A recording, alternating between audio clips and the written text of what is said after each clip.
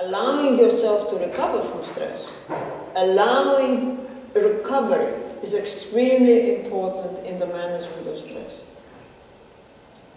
So it's a question of how much, how often, how long, that determines how bad the stress can get.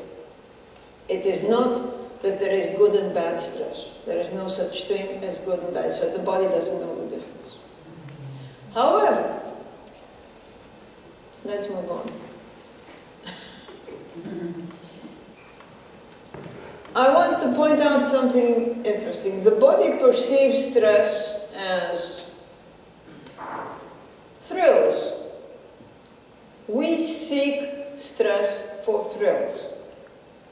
Stress isn't bad because we get our thrills by seeking stress. Does that mean anything to you? Do you identify with that? We do all kinds of wild things that we get a thrill from. We jump out of airplanes.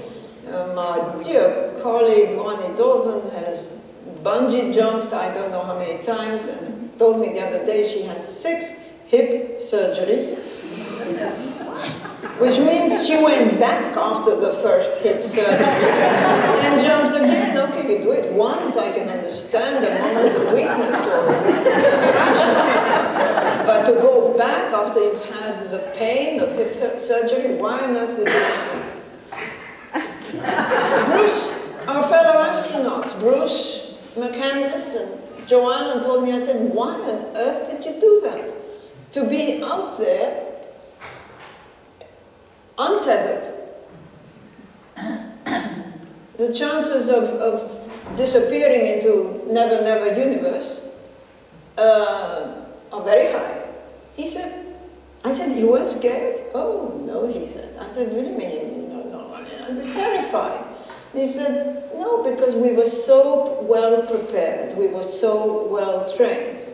I said, yes, but I mean, you can train all you want underwater, but it's not exactly the same. He said, that's true. But we knew that the slightest little bit of motion, even a little finger, would send us floating into nothingness. So we didn't do it.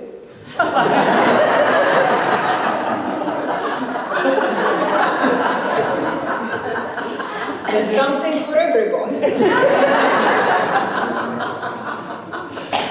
How many of you have been on a roller coaster? How many of you have been on a roller coaster recently? Oh, why didn't you go back?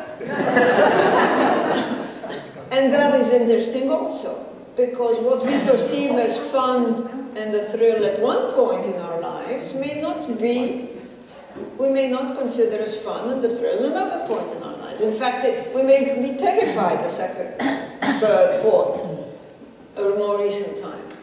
So a stress can be a thrill at one time and can be fear at another. Stress may be a thrill for some people, like Bonnie Doll, or may generate fear and anxiety in the likes of me. So the perception of what stress is something that happens in this organ that sits between your ears.